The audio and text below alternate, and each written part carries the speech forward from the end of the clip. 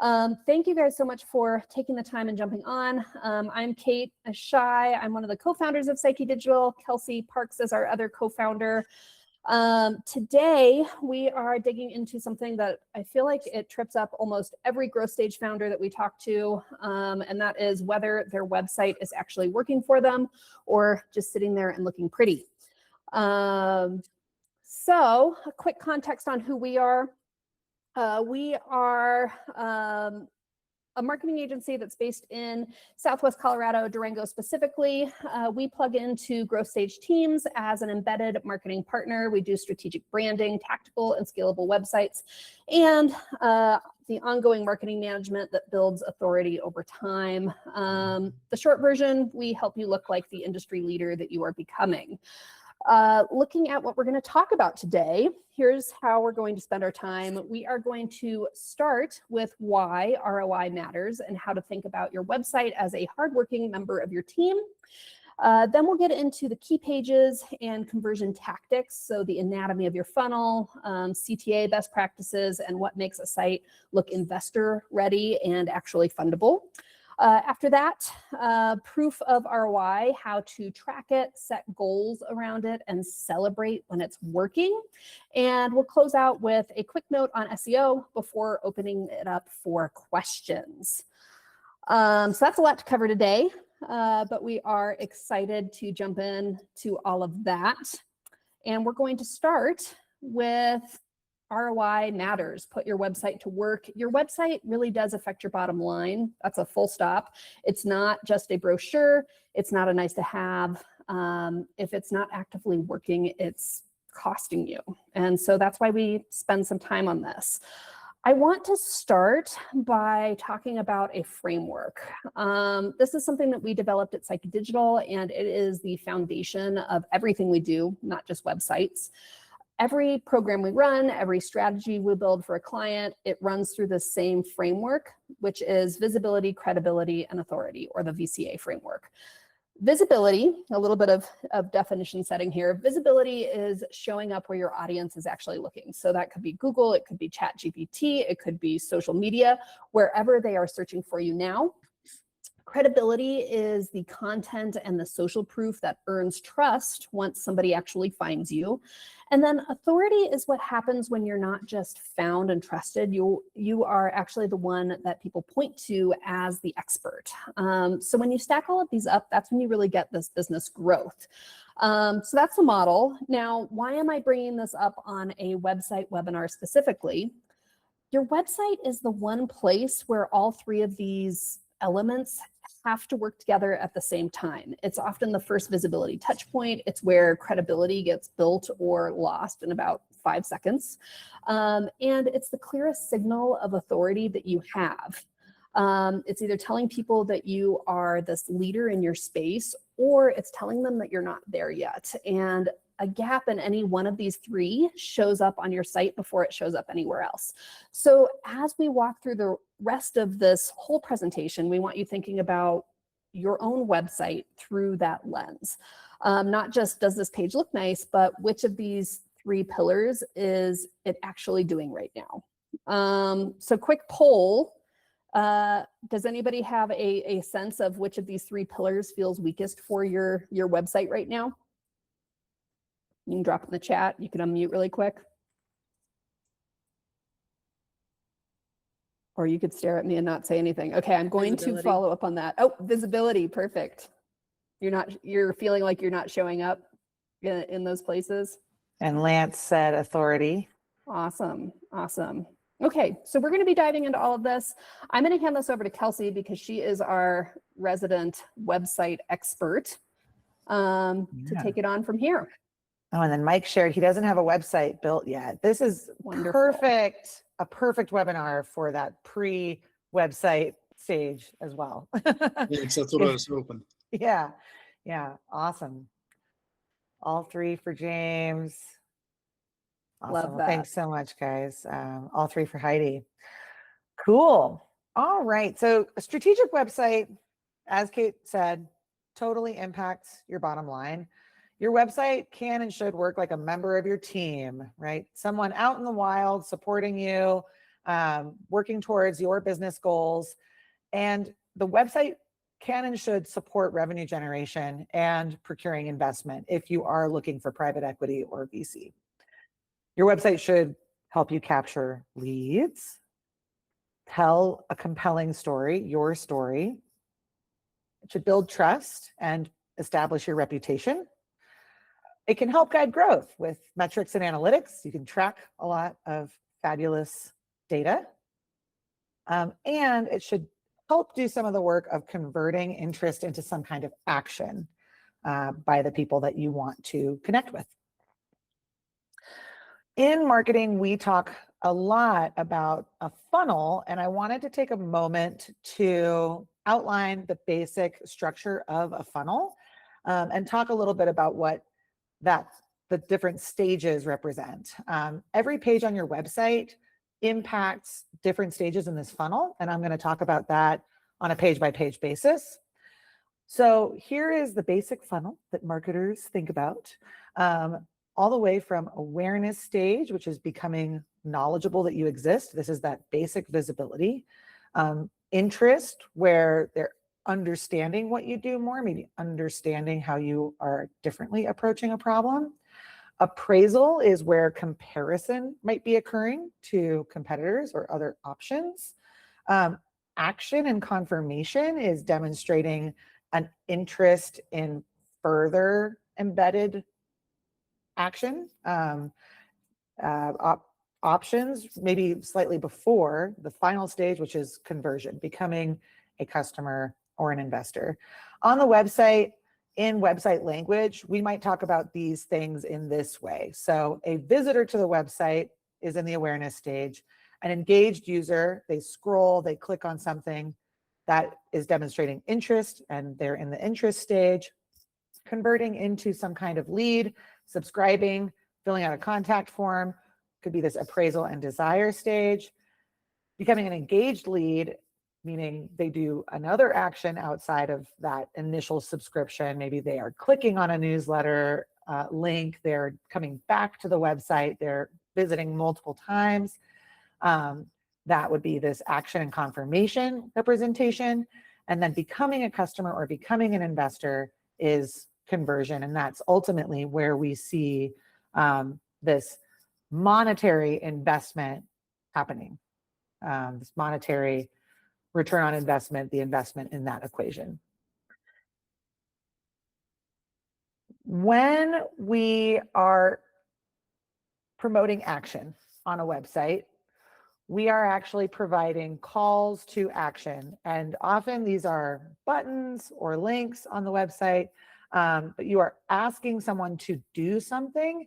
And I think this is something that gets lost when folks are engaging in their first website, maybe, or they're more focused on explaining what they do than on thinking of their website as something that should be helping their bottom line, is they might forget that outside of just providing information, your website should be driving an action by people who want to know more and want to get involved with you.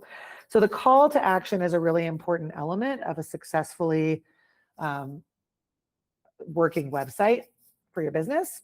And I wanted to give some quick guidelines on what makes a strong call to action. So the call to action, you want it to be specific, like book a demo rather than learn more. You want to make it very easy to find, so reduce the friction, make it easy to find either in the main navigation bar or alongside different sections on the website. And then also making sure that the call to action doesn't lead to something really complex, like a multi-step form as like a first starting point. Make it really easy for them to get folded in. Don't be shy to repeat your key call to actions throughout your website in multiple places. It shouldn't just live in one spot. Make it easy to find. And then understanding the people that you're wanting to connect with, what they would want to do next, match those call to actions to what they want, right? If they would be wanting to secure a demo of your software. Make sure that that is the call to action, book a demo. If they are perhaps wanting to submit more details about their specific project, if it's something in construction or contractual, then maybe create a call to action that is like submit for a free quote or something like that. So matching the call to actions to the user intent. Keep them specific, keep them simple, and repeat them throughout the website. So a word on this before we dive into the different pages. I also wanted to talk very briefly about investors. So we serve growth stage startups, and that is often an organization who is seeking some kind of investment, whether that is private or grant-based. And so a lot of the people that we work with, they have a dual audience challenge, which is you have customers that you're wanting to signal readiness to, and you also have potential investors that you are wanting to signal readiness toward. Investors are looking for clear positioning and traction indicators, as well as a compelling brand story. They're looking to see that you are defensible as a brand, that you have some kind of stakehold in the area that you are in. So just keeping that in mind as well, if you are targeting investors, and ensuring that those signals are coming across on different pages, as well as things that a buyer might be looking at, is very valuable and can massively increase the potential return on investment for your website. So evidence of demand being something that you could ensure you are demonstrating either on the home page or the about page or the product page, making sure that your story is clear and demonstrates some foothold and defensibility with either the expertise, the longevity in the space, IP or intellectual property, anything that shows that you have a fundable story that they could become part of. And then social proof, testimonials, videos that demonstrate your product, prototype demonstrations, all of that is really valuable for garnering investor interest. Yeah, and Heidi just had a really great point she added in there in the comments. She said, I think this is also what folks looking to have you join their fellowship program initiatives are looking for too. Are you shiny? And yes, you're absolutely right.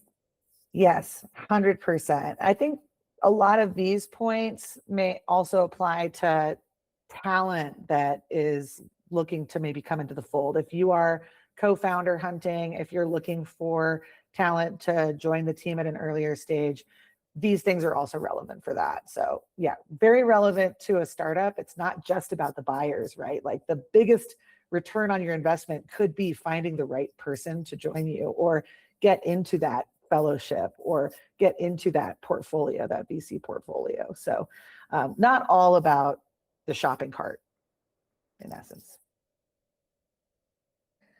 All right, now we're going to go page by page, and I'm going to try and keep this interesting. Before I jump in, we're going to do a quick review of the funnel. So again, awareness stage, interest stage, appraisal and desire, action and confirmation, and conversion. All of these are important. Every single person that comes through your funnel is going to go from the top down to the bottom, and there will be fewer and fewer at each stage. But each page supports different parts of this funnel and this experience for people. And I've broken it down so that I talk about each of those. So first, the most important page on your website is your landing page, more commonly referred to as the home page. This is your straight URL, psychedigital.com or brand.com. It's the first page that anyone lands on when they go to your website directly to your URL. On your homepage, you want to make sure that you have a very clear value proposition. What is the value that you provide? That you are instilling some kind of emotional impact, and that could be done through the written messaging. It can also be done with imagery. It can be done with video.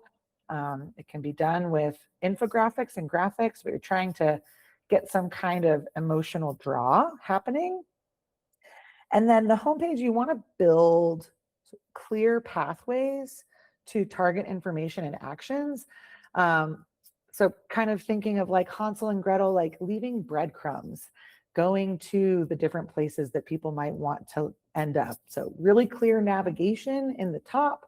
And then as you scroll down in priority, what are some of the things that someone might want to do, right? Okay, maybe they want to see partners that you work with. They want to go to your about page and learn more about your story. They want to actually see a deeper dive into your product or your offering.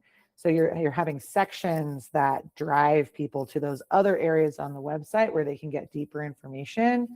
This is a great place also to have your call to action readily visible. And we say in the biz above the fold. So it's like within that first frame, or really within that first like design moment, having some kind of call to action.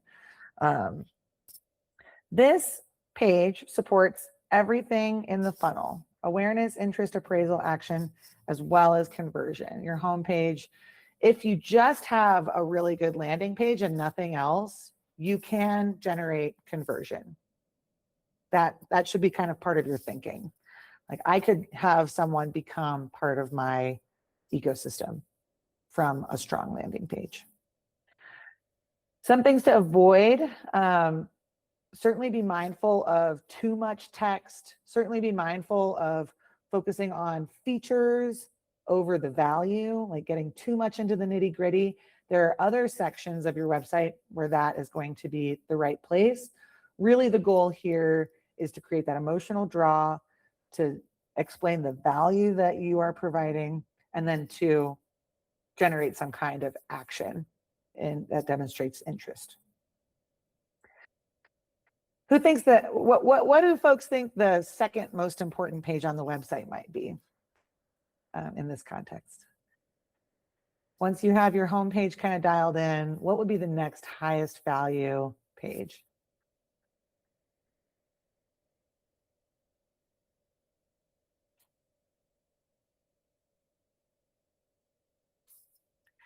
All right, Lance nailed it. The about page. Why would the about page be so valuable? Well, it speaks to the interest, appraisal, and action stages in the funnel. This is where folks who want more information about you might be comparing you to other competitors or other options, actually can make a deeper look and make that decision. So on the about page, which is traditionally the second most visited page on a website, you want to outline why you in greater depth and detail. This might be a place where you could have more words, and then certainly have more trust signals. Like, I have a screenshot here of the map and the regions that the business is active in, right? This might not live on the home page, but it would make a lot of sense on the About Us page to help folks self-qualify. Is this the right business for me to work with? And am I interested in taking it a step further?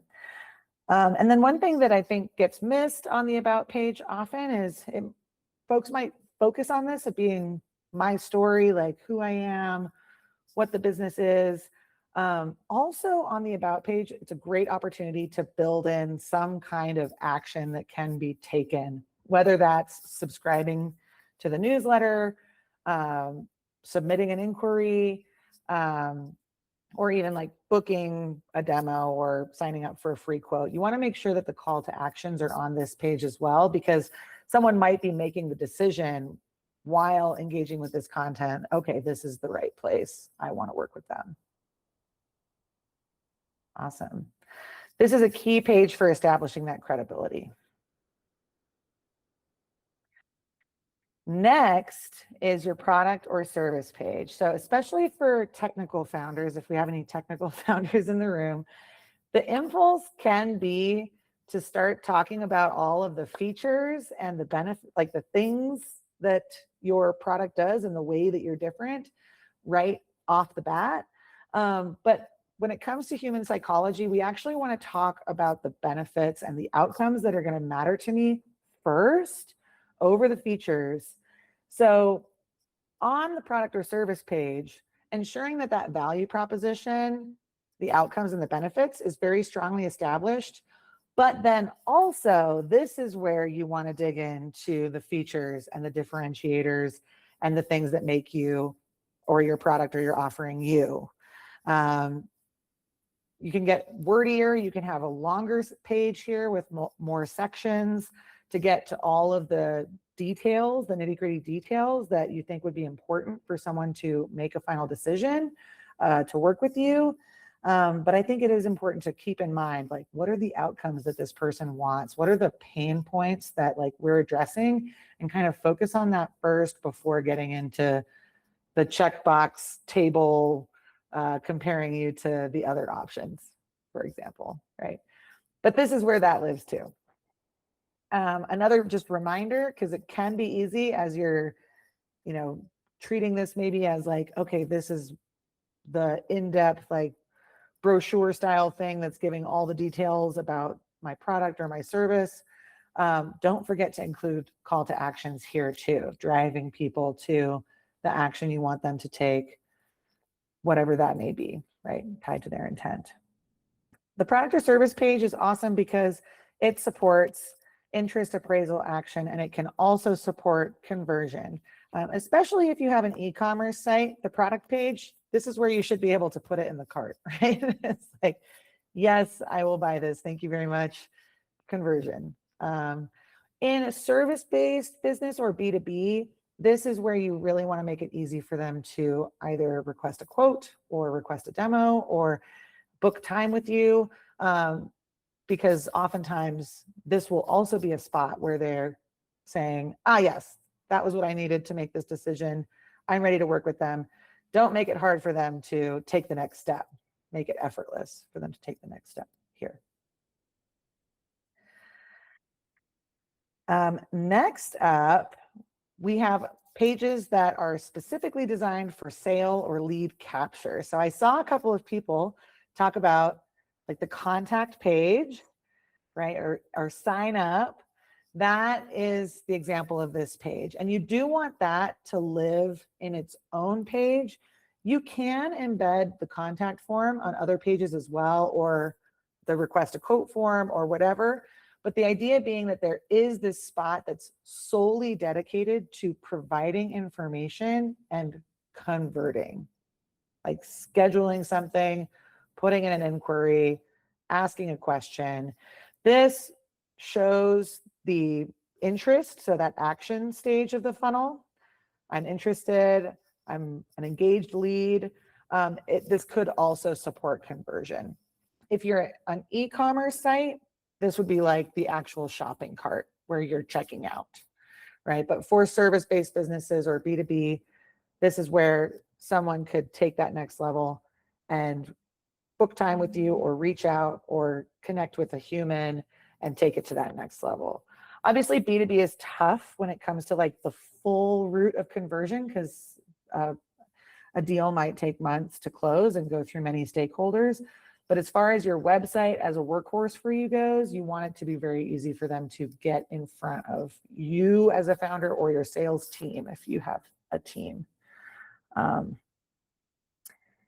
Yeah, some other important things about this page or this functionality, making sure that everything works, especially the email deliverability.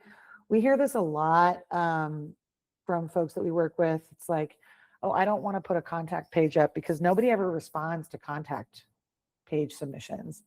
It's like, well, that actually is a functionality problem. That demonstrates that maybe the email is not going where it needs to go. Maybe it's not delivering at all. Perhaps operationally, that business doesn't have a plan for who is supposed to handle an email inquiry from the website. So all of that, is part of the success of this page. It doesn't just live on this page. It's like what happens after a submission occurs. Same with the shopping cart. When someone buys something, who's actually fulfilling that order, and what does that look like?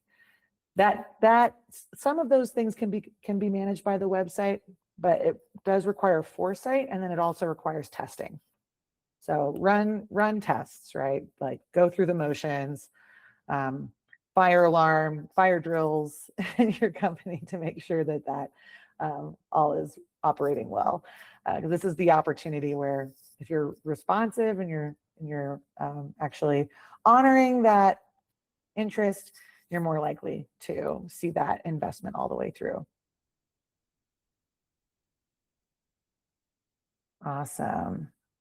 Another thing that I just want to call out for service-based businesses like Psyche Digital, we love the tools that allow calendar booking right then and there. So you can usually have like an embedded calendar tool. If the way that you close deals is by getting in front of someone, strongly recommend considering that.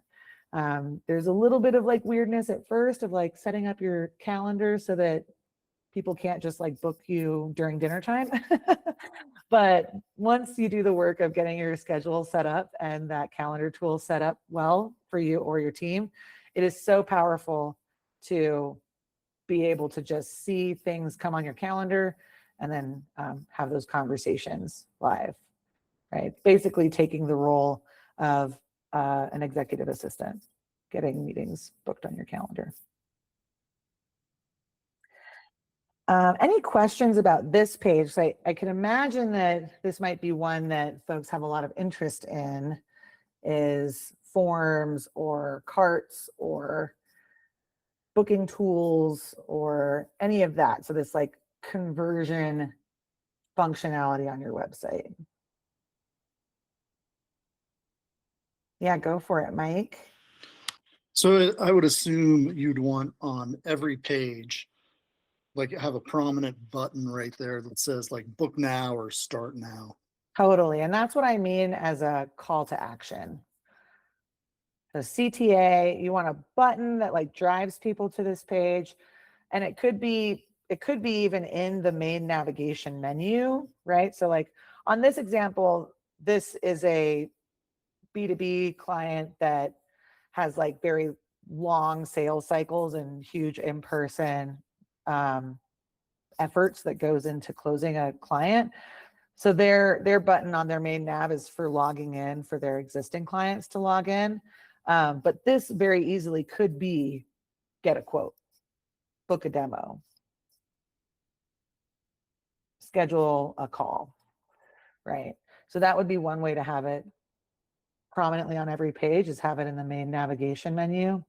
But then similarly, through each page, if it's the service page or the about page, at key moments or in sections, you can also have that embedded like throughout the page where you're scrolling to make it just super easy for people to click. Is there a better spot to put it in, or is it just like, as long as it's like a well lit up colored button somewhere along in the page? Best practice is definitely in the main navigation menu and alongside information that would drive interest, right? So wherever you think it's likely a person is making that decision, like, oh, yes, okay, they're operating in Colorado, great, I want to talk to them.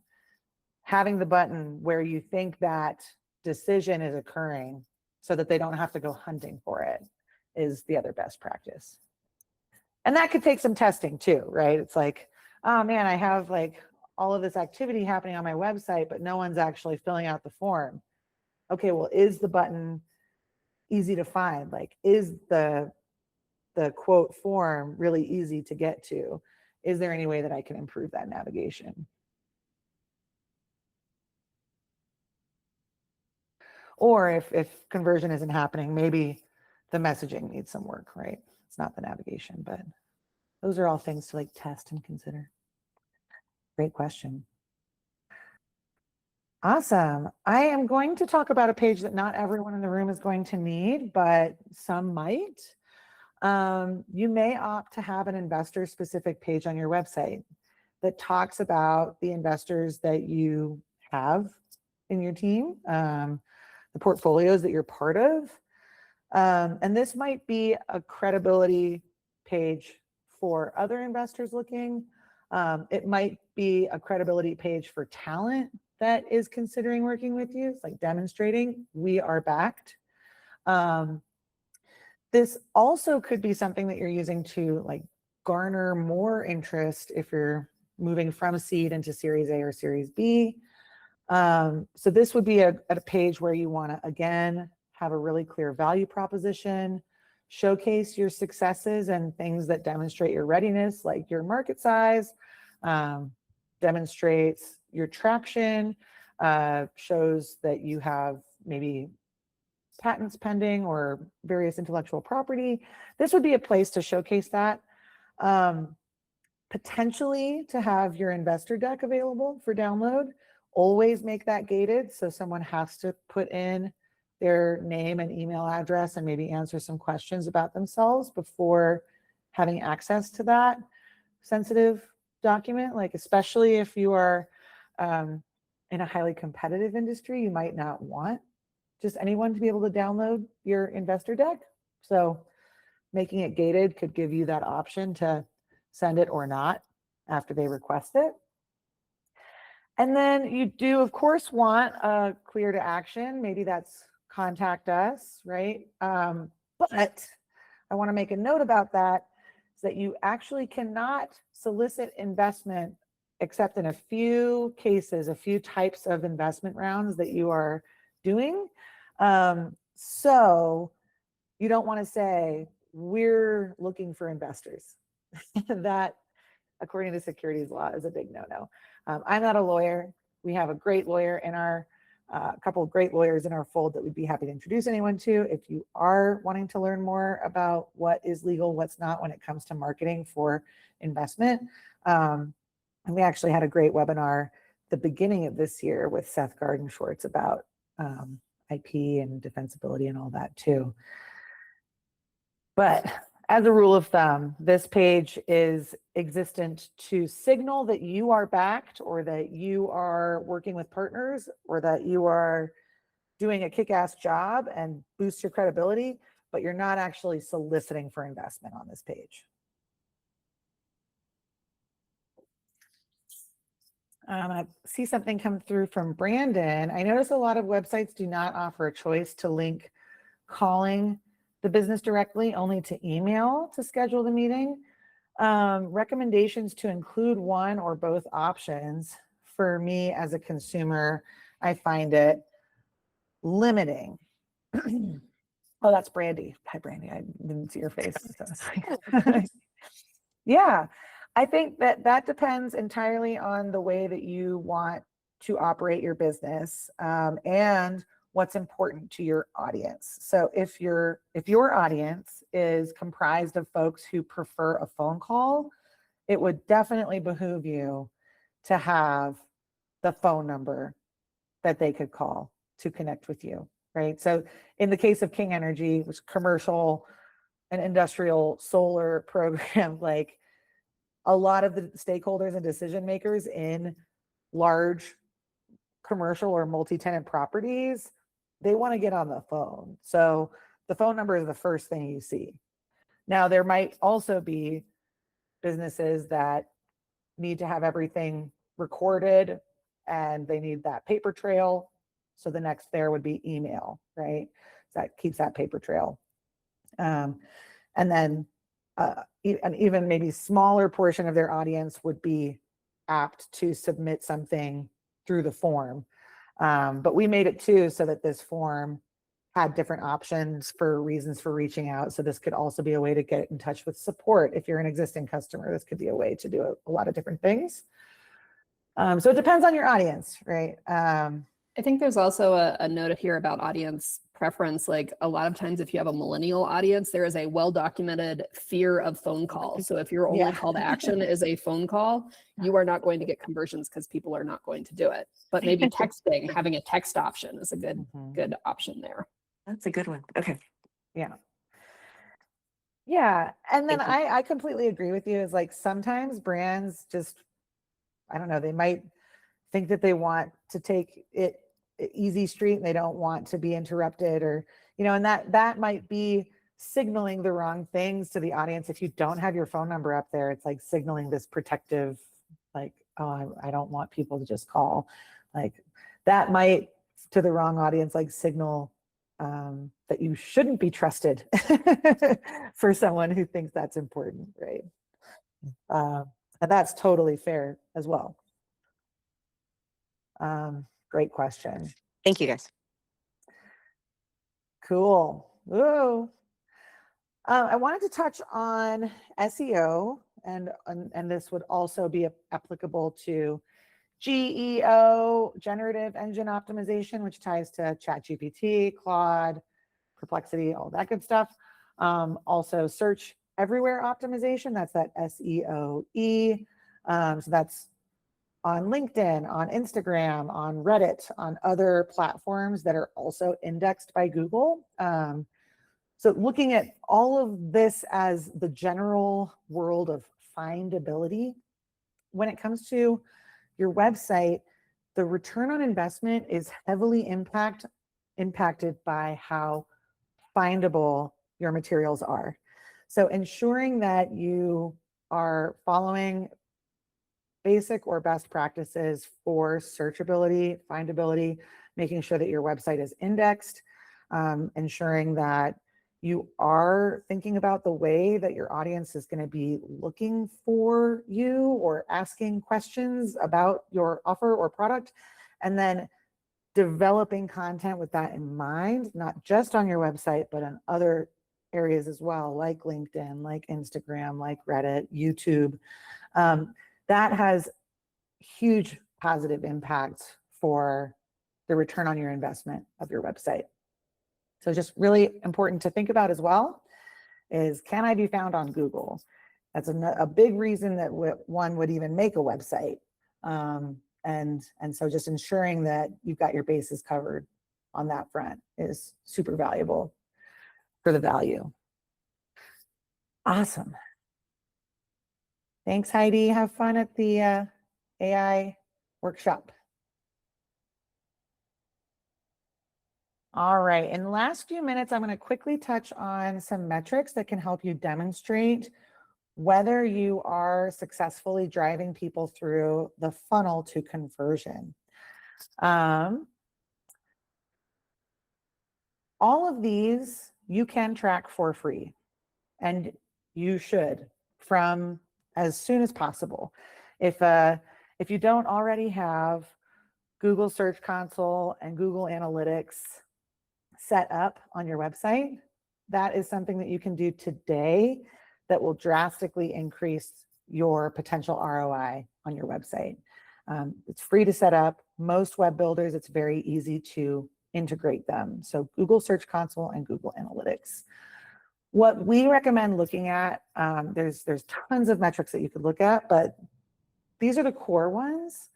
When you want to assess your awareness level of the funnel, looking at traffic, so the unique visitors and where traffic is coming from are two really good metrics to look at to ensure that your awareness stage is healthy.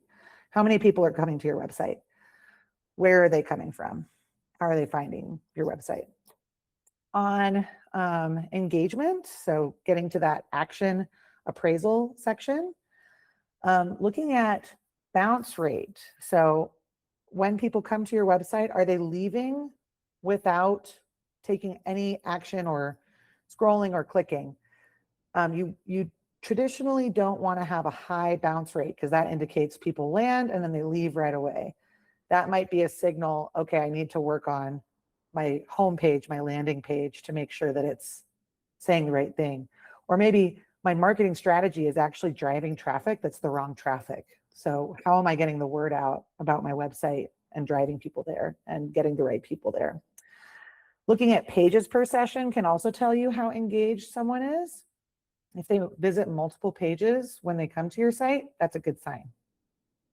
Another thing that you could look at is the average session time or average engagement time. That shows how long they stay engaged on your website before deviating somewhere else. Super, super great to know. Longer times mean more engagement. And then on conversion, this one's a little trickier. Some websites have great metrics for conversion, especially e-commerce websites, right? Like a Shopify where you are selling widgets.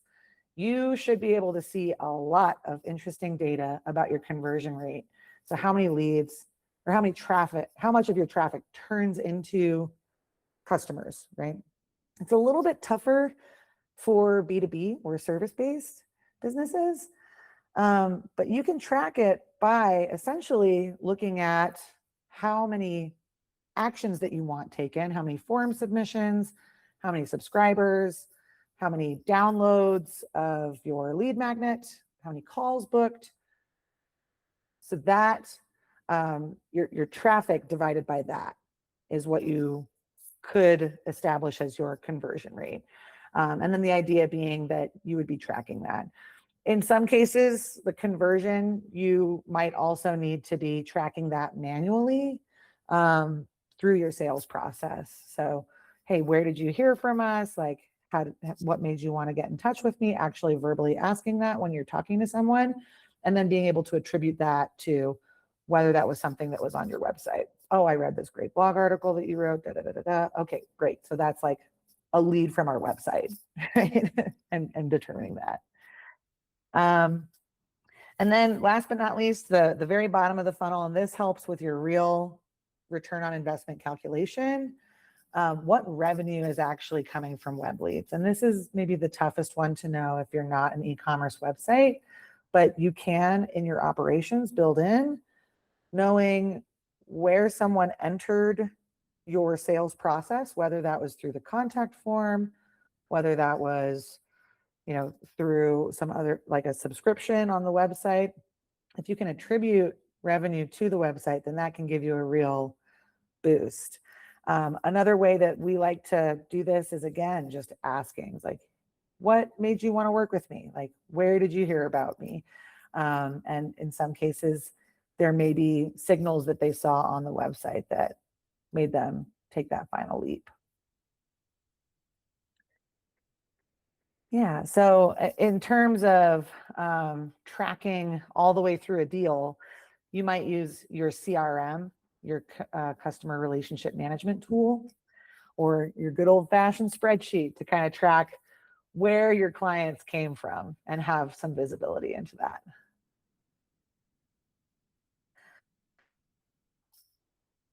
In a nutshell here, what is the actual calculation for ROI? You're basically looking at revenue from web leads minus the cost of your website divided by website cost.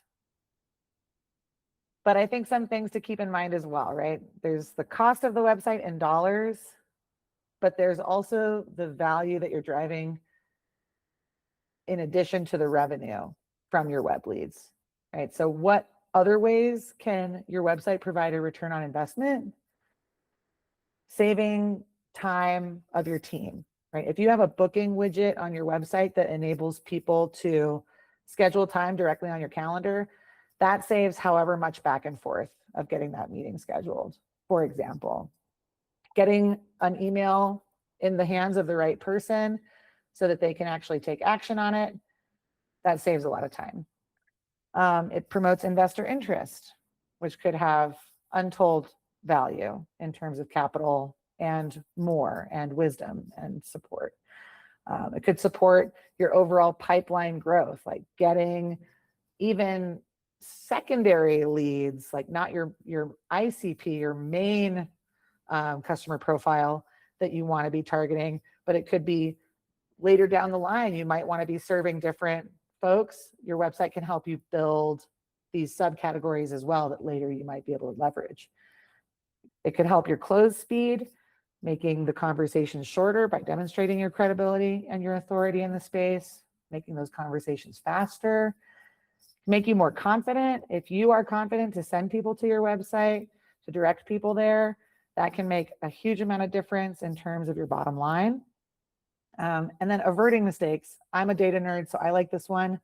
The data that you can collect from your website that shows how your audience is engaging with your story, your branding, your messaging is so powerful. It will help you to modify your approach for better outcomes. And it's one of these great things where you own all the data from this asset, right? And it's something that people can engage with. So you can just learn so much and avert mistakes. Your website should be providing a lot of value to your business. And if it's not, that's something that should change. And I recommend putting effort into changing. I wanted to talk very quickly about AI. We get this question a lot. It's like, okay, I can make my website by myself using AI now. How does that impact my thinking around getting a website built? So AI is definitely everywhere in website creation. And the honest truth is that the AI output is only as good as the input. So my hope is that after watching this webinar, being here, that you might have better tools to direct AI if you're planning on building your own website, leveraging AI tools, give it a better roadmap. But that being said, that even a webinar like this does not discount the power of having a real expert in the room supporting to create the best outcomes and the highest return on investment possible.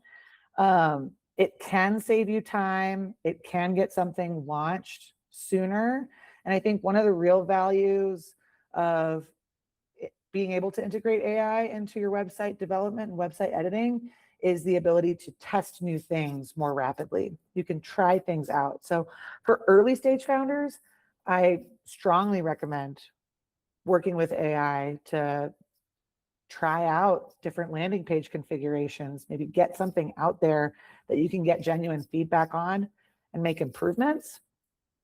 But when it comes to later stage businesses, when every deal lost and every door closed really makes an impact to your long-term growth and success, that's probably when I would be absolutely sure that you have an expert strategist guiding the design and direction of the website. All right, that is all that I've got for you. Your website can and should work for you. You should understand the purpose and objectives of the key pages on your website and the call to actions you're putting out there.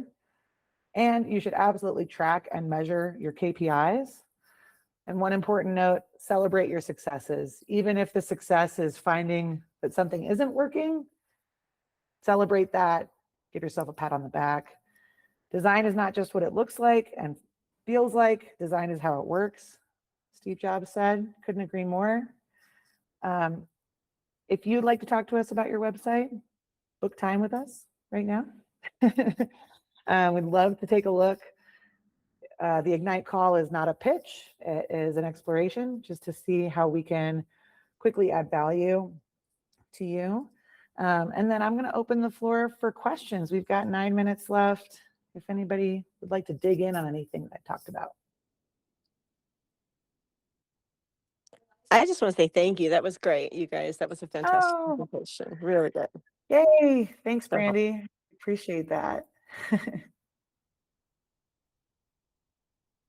We can also use this time for show and tell if anyone wants to put their website on the discussion block. I was about to say chopping block, but we're kind. We are kind. One note with that, though, we are going to use this recording, so you will be sharing that feedback with everybody. We could clip it out if you really wanted. Yeah. we'll do that in secret. Okay, sounds good. We'll see you in our calendar. Right. Oh, thank you, Laura.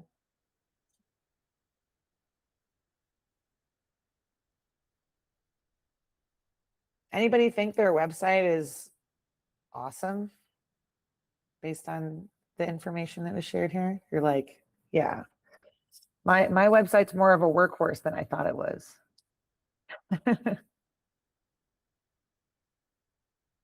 We're also happy to talk about things in the branding and the marketing space if there's questions there, if website's not percolating at the moment. Very true. Can always make it better.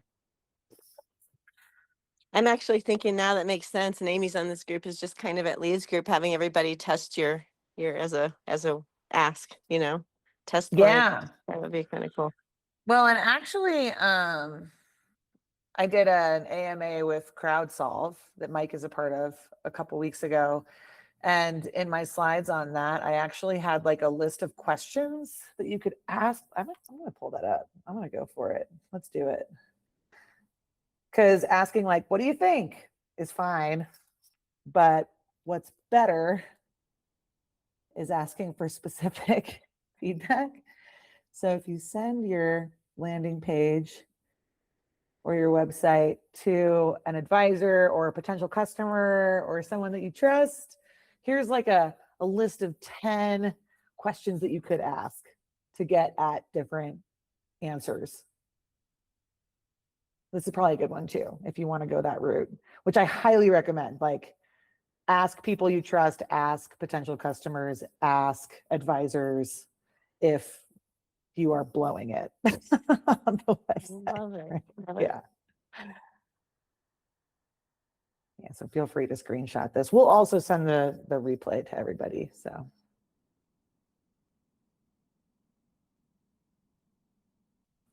cool.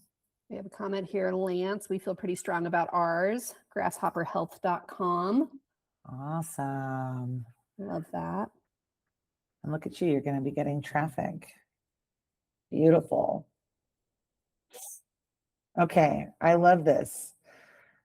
Right, call to action above the fold. We have a combination of clarity around the value proposition. And I like the video reel too, because you can communicate to your audience, like if they're in the right place through video, through imagery too. Navigation menu is really clear, easy to get around.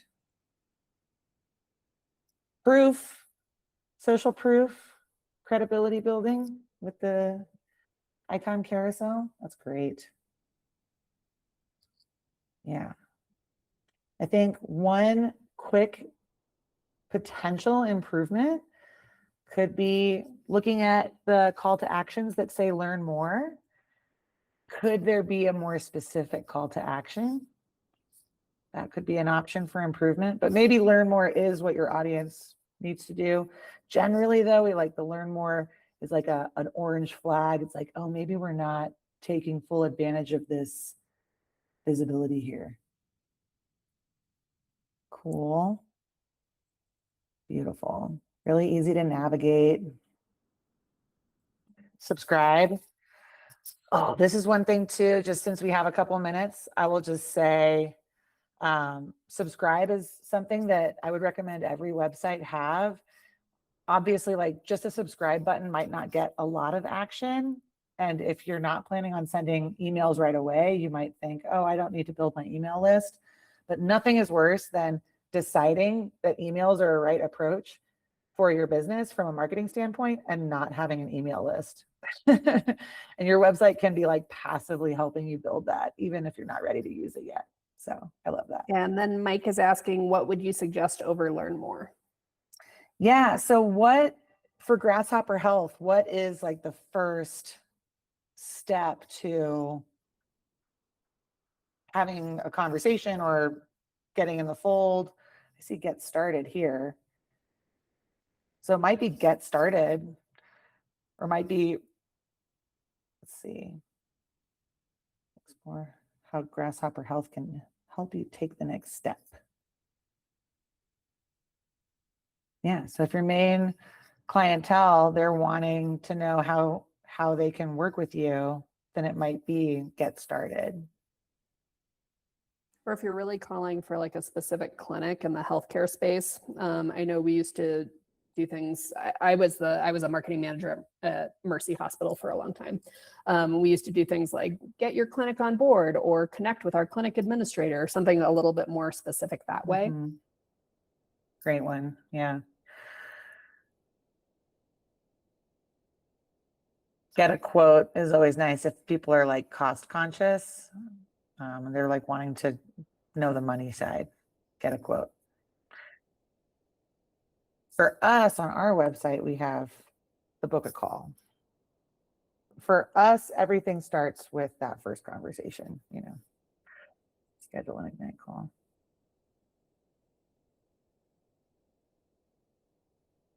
Awesome.